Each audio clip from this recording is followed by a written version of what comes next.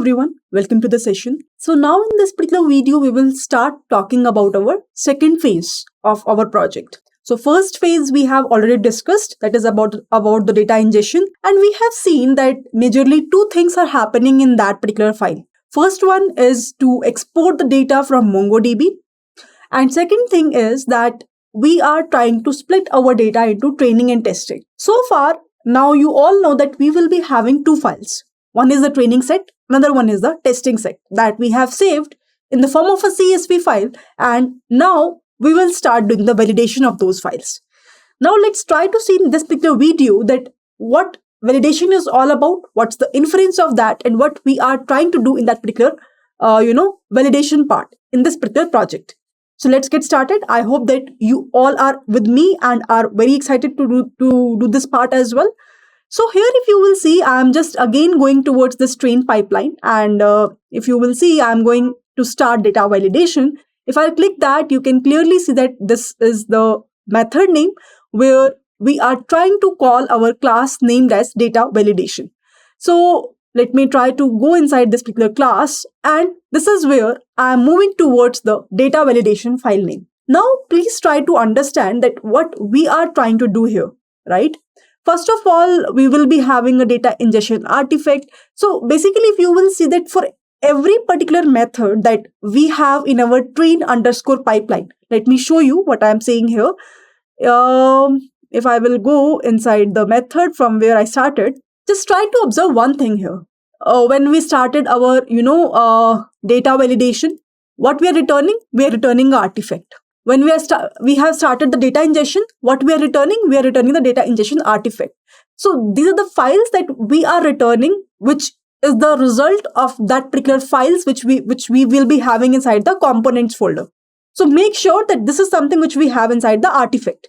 So now if you all are pretty much aware about that, so we will be able to get the data ingestion artifact, means what that particular artifact will return. That artifact will be having now the two files, one is train set, one is test set, right? This is what our data ingestion part did, right? And now if you will see, we are starting our we are initiating our data validation. Before that, you can say there is a config file similar to this particular case in the previous video. Also, I hope you have observed that we will be having a data ingestion config file. If I'll just go and show you what is this config file all about. So there is a config underscore entity folder, right? You can see inside this entity. What is there? Here simply, there is nothing more, very dangerous thing is not there. It's a very simple configuration which is written everything here inside this config file, right? You can see for every particular file, whenever I'm calling transformation config, model trainer config, configuration is there. Simple thing, right?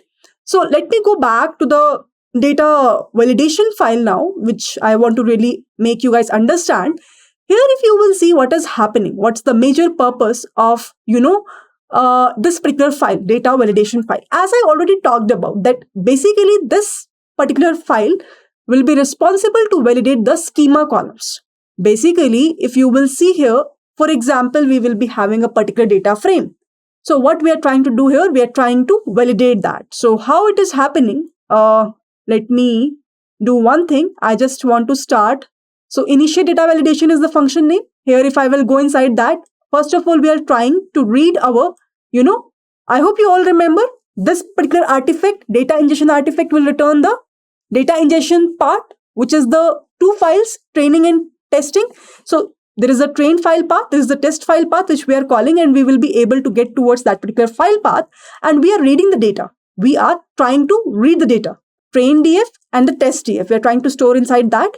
Now, if you will see, the very first thing that we are trying to do here is the drifting part. Now, what is this? What is the meaning of a drifting? What we are trying to do here? Usually, the drift word comes into picture. For example, let me try to give you one practical scenario. Okay, data drift. Here, basically, the drift that we are trying to talk about. What is that meaning of that? So, for example, let me have a data set. For example, I will be having one data set D1. So let me try to write it out. So here, or you can say I will be having one data frame. Usually the concept of, drifting came into picture. Let me do one thing. The concept of drifting will come into picture when we are dealing with a streamlined data. So this is something which you will make sure that, okay, here as of now we will be having a static data. But obviously when you will do this project on a real time data, you will not have a static data. That data will keep on, adding and adding and adding, and you will be having a lot of data on a daily basis, right? At that point of time, this concept of drift will come into picture in case of a data validation. Try to understand this particular part, very, very much important part, which I am trying to illustrate here.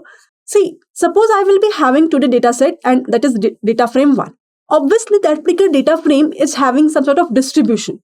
For example, that particular data frame is composed of normal distribution. So this is something which I have as the distribution of my data. Now, maybe in future, on the next day, you will be, so this is data frame 1 distribution. In future, you will be having encountered some new data which is having some maybe normal distribution but inclined towards right, or a symmetric distribution, or sorry, a non-symmetric distribution where there's a skewness inside the data. Okay, this kind of data you will be able to get. So here, if you will see whether this is a data frame 1 and this is a data frame 2, and consider that we are dealing with a streamlined data, means data will keep on adding. So what we want in data validation that the drift should be false. There should be no drift. There should be no change of distribution of data, right? If the drift is true in data validation, so data validation, we are trying to check that whether the drift is true or false. So it will be a Boolean value. Always remember.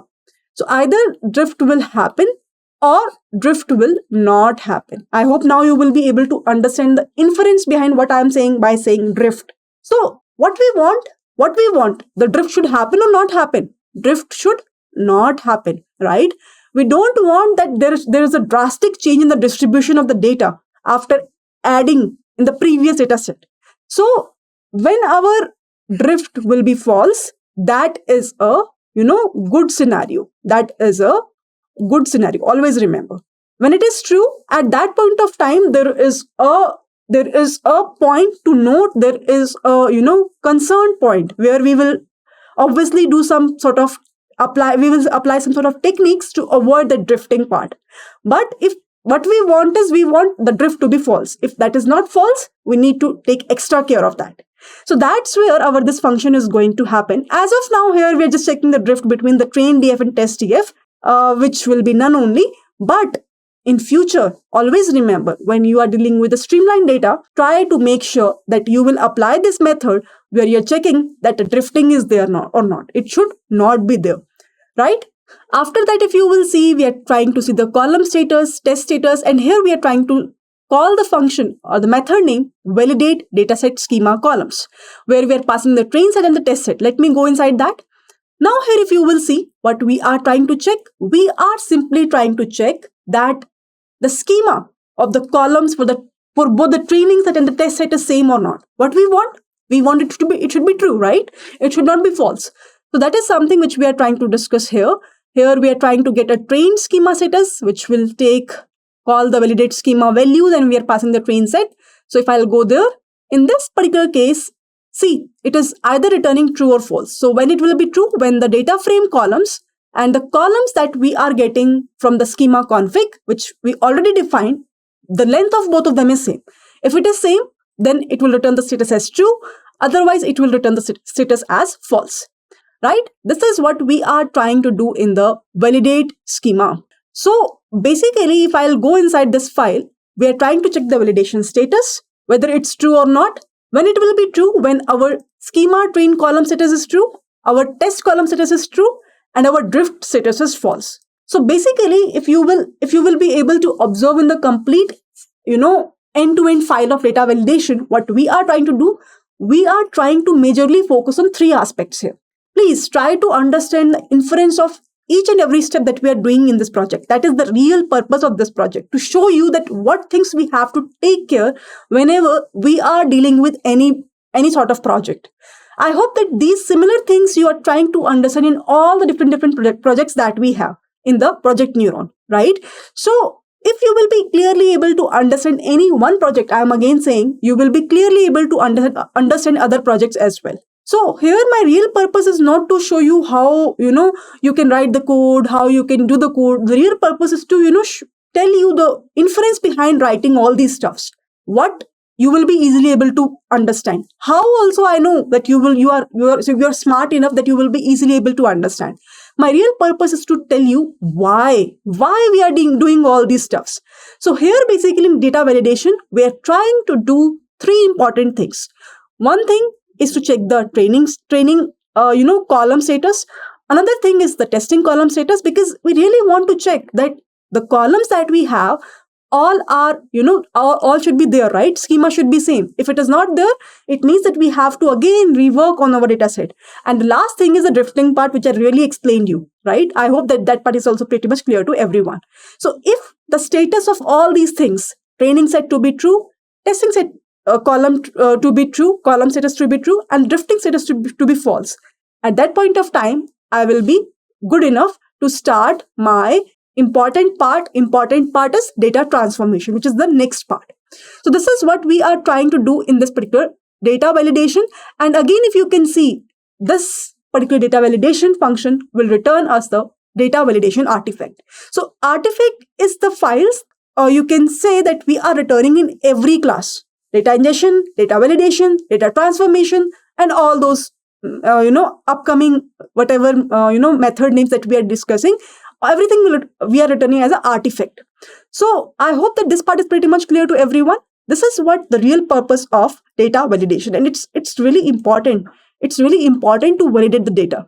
So okay, we will be able to ingest that. You can ask me one more question, that can we skip that? Yes, you can skip that. Maybe if I'll just comment this particular part and directly start data transformation, there is no change in this particular project in terms of getting the output.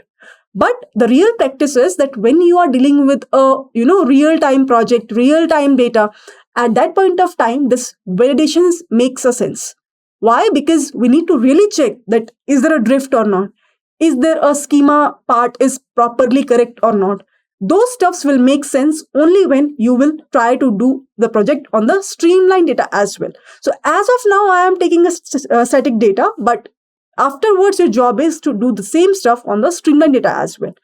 Okay, so I hope that all these things, whatever I'm trying to convey here, will make sense to you. And now you are perfectly aware that why we are doing the data validation, what's the real significance of that, and what we are getting out of that. So until so far, we have been completed the two stages of our ML development.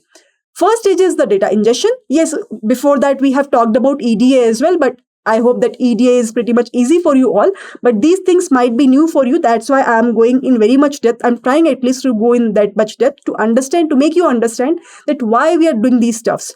So data ingestion part is done, and the real purpose of data ingestion to export the data from MongoDB and split our data into training and testing.